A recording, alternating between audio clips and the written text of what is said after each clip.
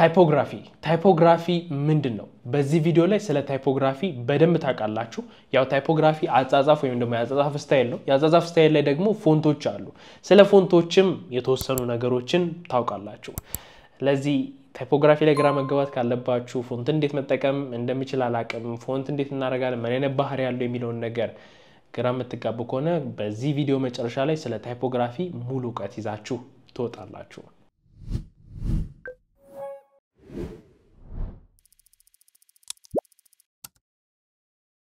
እንደተለመደው የሞጁሉን ዶክመንት ሊንኩን የመጀመሪያውን ነክታችሁ ዳውንሎድ ማድረግ ትችላላችሁ። ዳውንሎድ ካደረጋችሁት እንግዲህ እንጀምር። ያው አብራችሁ እንድትከታተሉ ስለምፈልግ ነው። ማውራውን ነገር እያነበባችሁ እናንተም እዛው እንድትረዱ ስለምፈልግ ነው። ታይፖግራፊ በቀላሉ የጽሁፍ ቋንቋ ልንለው እንችላለን። በመንመለከተው ቪዥዋል ወይም ደግሞ የቪዥዋል ዲዛይን ላይ ማለት ነው። ታይፖግራፊ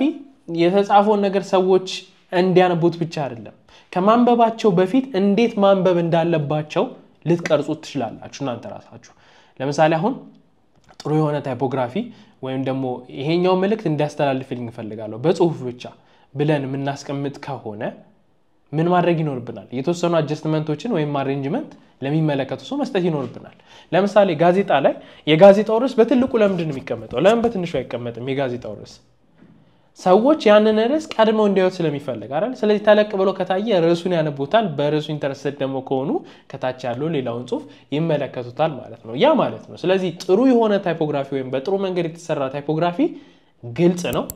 ፕሮፌሽናል ነው፣ ከሰዎች ጋርም ወይም ደግሞ ከሚያነበው ሰው ጋር ጥሩ የሆነ ኢንጌጅመንት ይፈጥራል ማለት ነው። ስለዚህ ለማንበብ እንዲሰለች አያደርግም። እንዳየው እንዴት ማንበብ እንዳለበት ስለምን እንደሆነ ገና እንዳየው ያ ሰው ማወቅ ይችላል ማለት ነው። በጥሩ መልኩ ያልተሰራ ወይም ደግሞ በጥሩ መልኩ ታይፖግራፊን ሳንጠቀም ስንቀር ግራ መጋባትን ማን ላይ ይፈጥራል? ሰዎች ላይ ወይም ደግሞ ዲዛይኑን የሚመለከቱት ሰዎች ጋር ግራ መጋባትን ይፈጥራል። ለዛ ነው ዲዛይነሮች ስለ ታይፖግራፊ በደንብ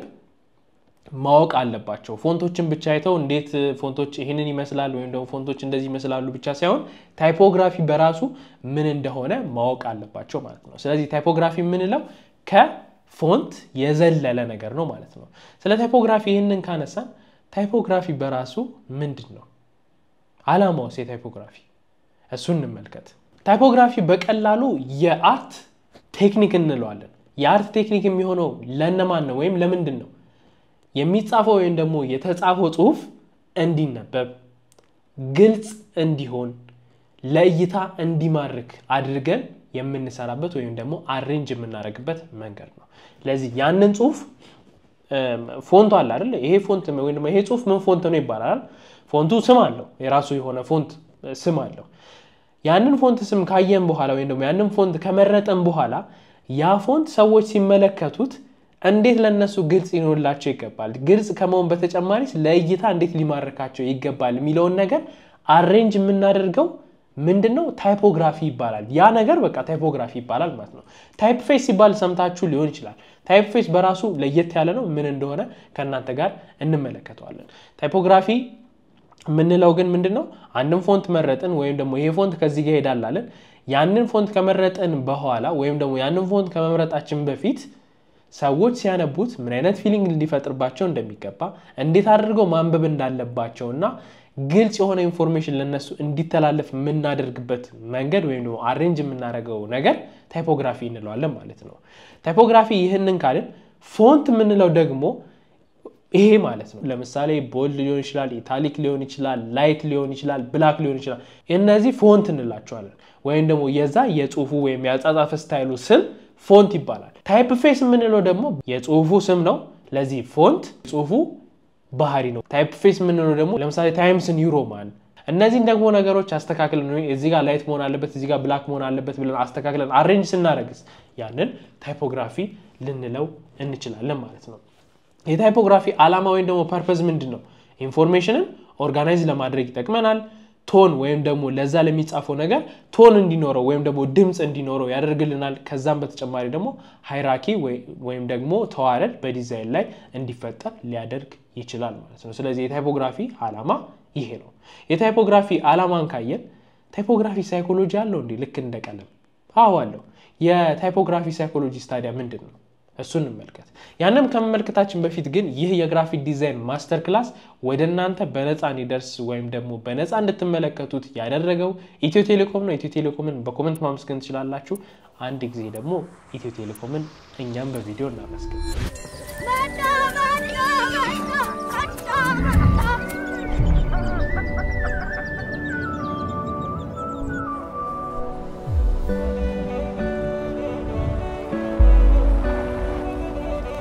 ደረሰ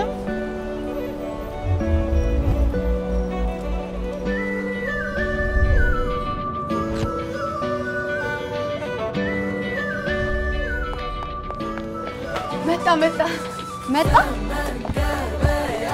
ህይወት ቀሏል አንዴ በያ መጣ ዲጂታል ነው ዘና በላ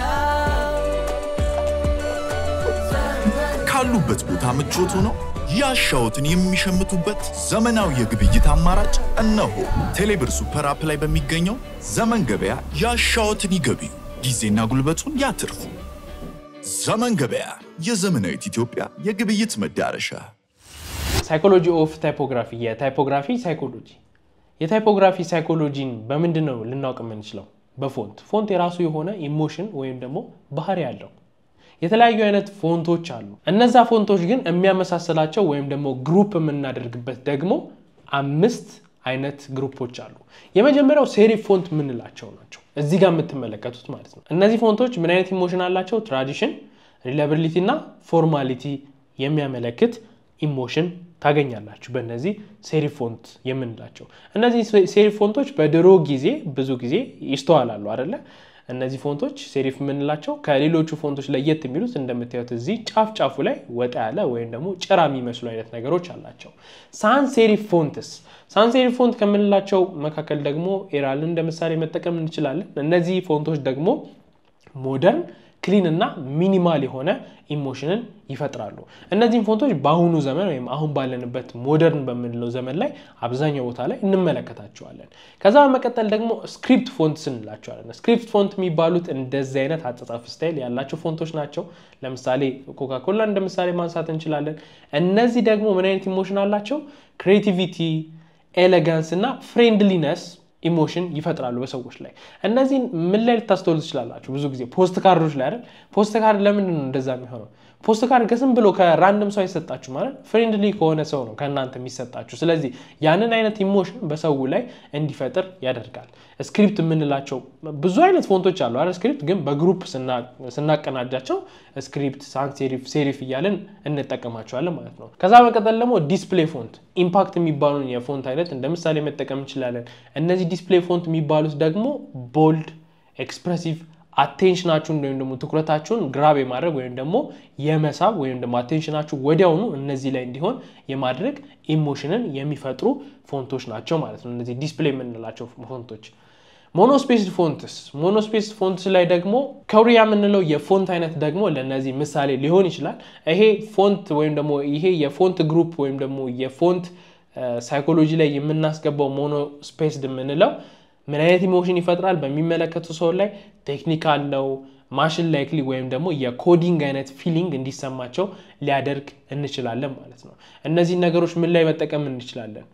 ጋራጆች ላይ ወይም ደግሞ የጋራጅ ባነር ላይ እነዚህ አይነት ፎንት ታይፖች ወይም ደግሞ እነዚህ በግሩፕ የምናስቀምጣቸውን የፎንት ሳይኮሎጂ ላይ የሚቀመጡትን ወይም ደግሞ ፐርሰናሊቲያቸውን የሚወስኑትን የሞኖስፔስድ ፎንቶችን እነዛ ቦታ ላይ ልንጠቀም እንችላለን ከቴክ ጋር በተያያዘ ኮዲንግ ሃኪንግ ላይ ልንጠቀማቸው እንችላለን እነዚህን የፎንት አይነቶች ማለት ነው ስለዚህ እነዚህን 5 አይነት ታይፖች ሴሪፍን ተመልክተናል ጫፋቸው ላይ እንደ ጭራ መሰል ቅጥያ ያላቸው ሳንስ ሴሪፍ ምንለው ደግሞ የሴሪፍ ፎንቶች ይሄ ጫፋቸው ላይ ወይም ቅጥያ ምንለው ነገር ሳይኖራቸው እንደዚህ ሚኒማል የሆነ ወይም ደግሞ ሞደርን አይነት ሉክ እንዲኖራቸው የሚያደርግ ኢሞሽን ያላቸው ስክሪፕት ፎንት ምንለው ፍሬንድሊ የሆነ አይነት ፊሊንግን የሚፈጥር ዲስፕሌይ ፎንት ምንለው ደግሞ አቴንሽናቸውን ወይም ደግሞ የኛን አቴንሽን ግራብ የሚያደርግ ወይም ትኩረታችንን የሚስብ ሞኖስፔስድ ምንለው ደግሞ እንደምታዩት ቴክኒካል የሆኑ ነገሮች ላይ የኮዲንግ ሃኪንግ ምንለው ነገር ላይ የምንጠቀማቸው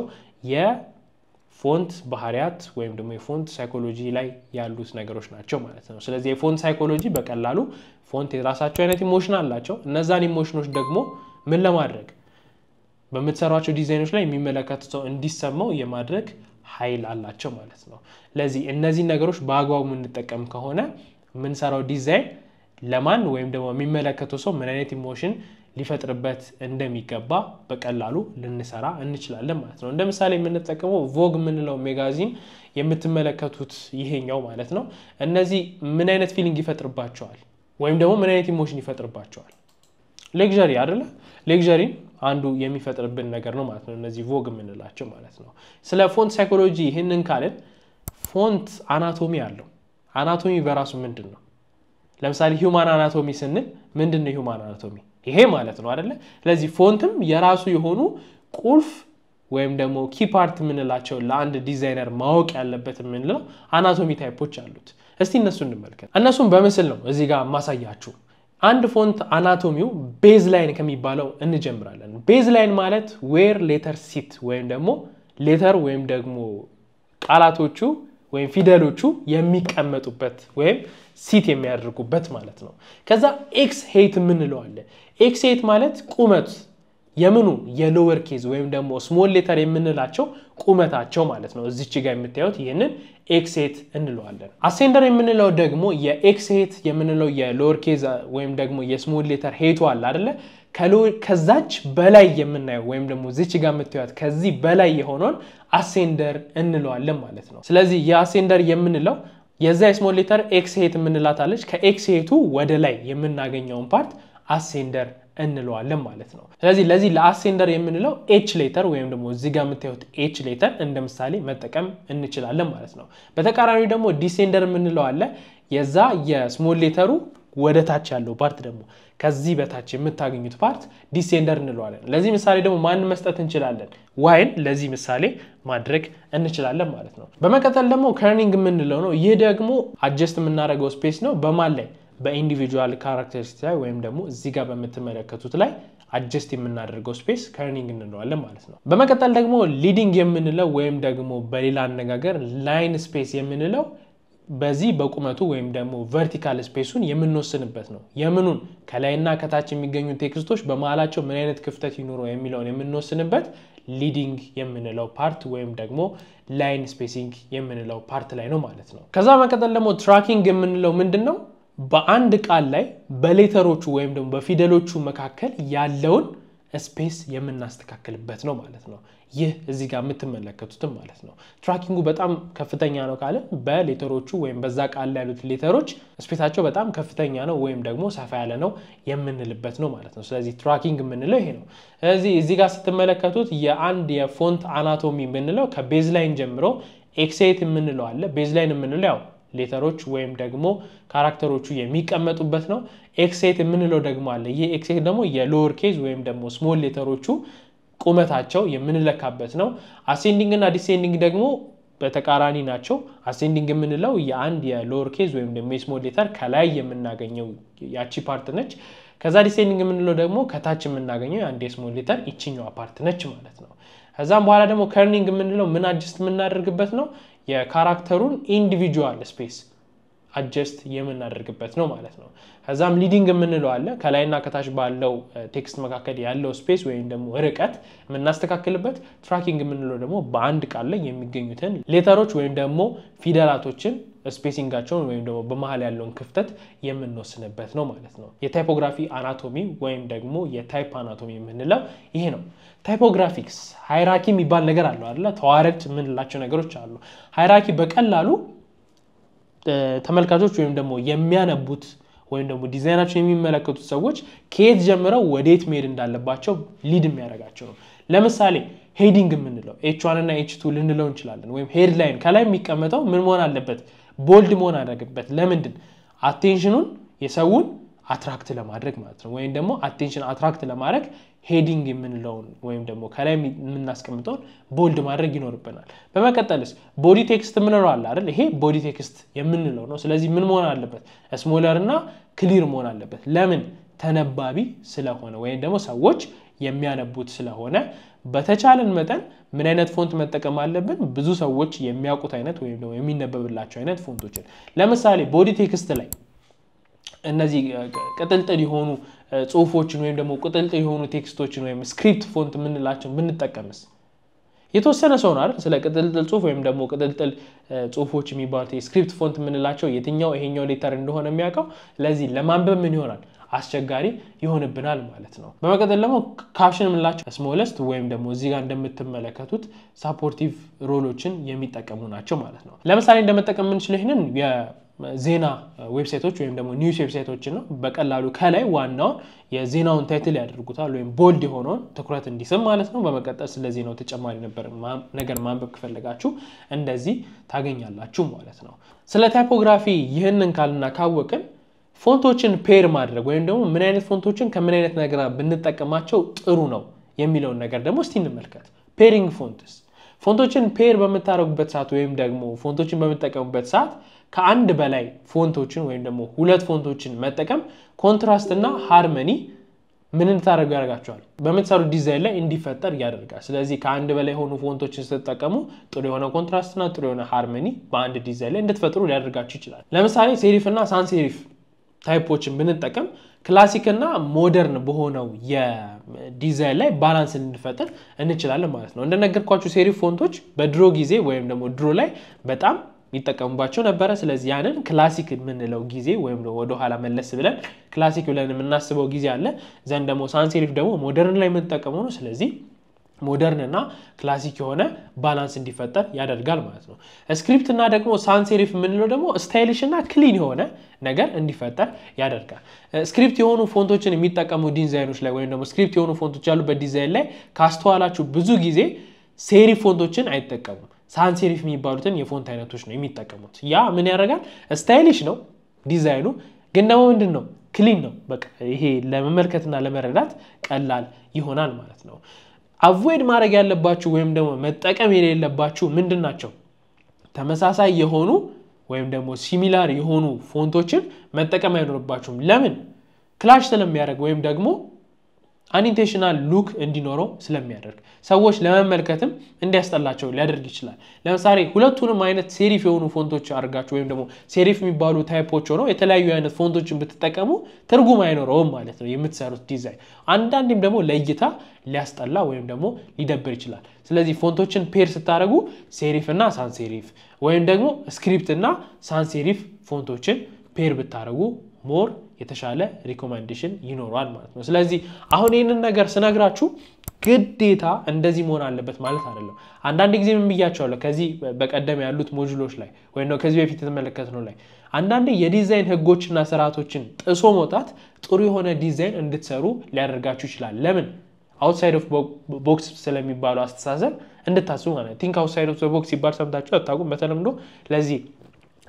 ብዙ ሰው ከሚከተለው ነገር ለየት ብላችሁ አንድ ነገር ስትሰሩ ብዙ ጊዜ አይደለም አንዳንድ ጊዜ ጥሩ የሆነ ዲዛይን እንድትሰሩ ሊያደርጋችሁ ይችላል ስለዚህ አሁን በነገርኳችሁ መልኩ ፎንቶችን ፔር ካደረጋችሁ ሴፍ ይሆናል ወይም ደግሞ ጥሩ የሆነ ዲዛይን መስራት ትችላላችሁ ስለ ፎንት ፔሪንግ ይሄንን ካልን ታይፖግራፊ ተግባር ላይ ሲውልስ ፕራክቲስ ላይ ስናደርገውስ ምን ሊመስል ይችላል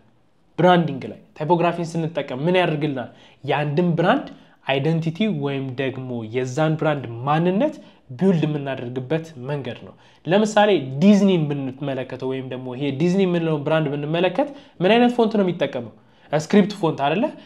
ስለዚህ ምን ይሆናል ፍሬንድሊ ይሆናል አይደል ከሚመለከቱት ሰዎች ጋር ምናምን አይደል ስለዚህ ያን ነገር መፍጠር ስላለበት ነው ፎንቱን ወይም ደግሞ ይህ ስክሪፕት የምንለው አይነት የፎንት ግሩፕ የሚጠቀሙት በመቀጠል ደግሞ ሊንክድኢን ምን አይነት ፎንት ነው የሚጠቀሙት ሳንስ ሴሪፍ አይደለ ብራንዱ ላይ ለዚህ እነዚህ ሳንስ ሴሪፍ ምንላቸው ሞደርን ናቸው ሞር ደግሞ እነዚህ ሳንስ ሴሪፍ ምንላቸው ነገሮች ምን ላይ ነው መጠቀም አለብን ያለው ስለ ሳንስ ሴሪፍ ፎንት ስንመለከት ክሊን እና ሚኒማሊዝም የሆኑ ነገሮች ላይ የምንጠቀማቸው ናቸው ማለት ነው ዌብ እና ዩአይ ላይስ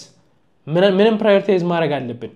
ተነባቢነትን ፕራዮሪታይዝ ማድረግ አለብን ስለዚህ ዌብሳይት ላይ ሰው ገብቶ ሲመለከት ምን ሆነ የለበትም ይሄ ዲኮሬቲቭ የሆኑ ፎንቶች የሚባሉ አይነት ፎንቶች አሉ እንደዚህ አይነት የምትመለከቷቸው ማለት ነው ዌብሳይት ላይ ይሄን ፎንት አስገባችሁ ማለት በቃ ለሚመለከተው ሰው ግራ ነው የምታጋቡት ስለዚህ ዌብሳይት እና ዩአይ የሆኑ ዲዛይኖች ላይ ምን መሆን አለበት ክሊን የሆነ ወይም ደግሞ ጥሩ የሆነ አንደርስታንዲንግን ሊፈጥር የሚችል አይነት ፎንት ቅድሚያ መሰጠት ይኖርበታል ማለት ነው አታድርጉት ማለት አይደለም አንዳንድ ዌብሳይቶች ላይ ልትጠቀሙት ይችላልላችሁ ግን ፕራዮሪታይዝ ማድረግ ያለባችሁ ክሊን እና አንደርስታንደብል የሆኑ ወይም ደግሞ ብዙዎች የሚያውቋቸውና ሊገባው የሚችል አይነት ፎንትን ወይም ደግሞ የፎንት አማራጭ አሊያም ታይፖግራፊን መጠቀም ይኖርባቸዋል ማለት ነው ፕሪንት ላይስ ምን ውስን ያደርጋቸዋል ፎንት ላይ ሳይዝ አይደለ ሳይዝ በጣም ማተር ያደርጋል ፕሪንት ላይ አሁን ፖስተር ሲሰሩ ወይም ደግሞ ፕሪንት የሚደረጉ ፖስተሮች ላይ ታይትላቸው ምን መሆን አለበት ላርጅ የሆነ ታይትል ልትጠቀሙ ትችላላችሁ ወይም ደግሞ መጠቀም ይኖርባቸዋል መጽሐፍ ወይም ደግሞ ቡኮች ላይስ ለመነበብ ጥሩ የሆኑ ፎንቶችን አጠር አድርጋችሁ አሳንሳችሁ ነው የምትጠቀሙት ስለዚህ ፎንት ሳይዙም ምን ያደርጋል ፎንት ታይፖቹ ብቻ ሳይሆን ሳይዙም ማተር ያደርጋል በመትሰሯቸው ታይፖግራፊ ዲዛይኖች ላይ ወይም ደግሞ የታይፖግራፊ ፕራክቲስ ላይ እነዚህ ነገሮች ምን ያደርጋሉ ተጽዕኖ ያደርጋሉ ማለት ነው ስለዚህ ታይፖግራፊን ወደ ፕራክቲስ እናመጣው ይሄን ይመስላል ኪ ወይም ደግሞ ቁልፍ የሆኑ ነገሮችን እንመልከት እስቲ ታይፖግራፊ ሌተር አይደለም አይደል ከሌተር በላይ ምንድነው ኮሙኒኬሽን ወይም ደግሞ መግባቢያ ነው ከዛ መቀጠልስ ፎንቶች የራሳቸው የሆነ ባህሪና ሳይኮሎጂ አላቸው ስለዚህ ዝም ብለን አይደለም የምንጠቀማቸው ሃይራርኪ ስፔሲንግ ፔሪንግ ዲፋይንድ ወይም ደግሞ ሪሌብል የሆኑ ፎንቶችን መጠቀም ምን ያደርገናል ኢፌክቲቭ ያደርገናል ስለዚህ ኢፌክቲቭ የሆነ ዲዛይን ለመስራት ሃይራርኪን ከግምት ውስጥ ማስገባት አለብን ስፔሲንግን ከግምት ውስጥ ማስገባት አለብን እንዲሁም ደግሞ ፔር የምናደርጋቸው ወይም ደግሞ አንድ ላይ የምናደራጀውን ፎንቶች ከግምት ውስጥ ማስገባት ይኖርብናል ማለት ነው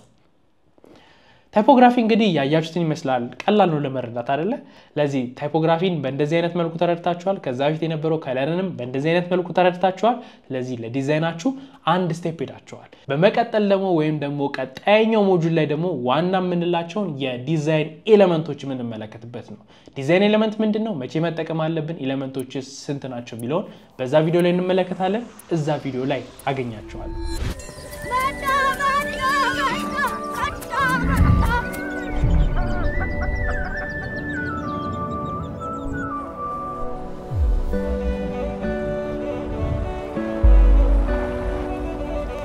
ደረሰ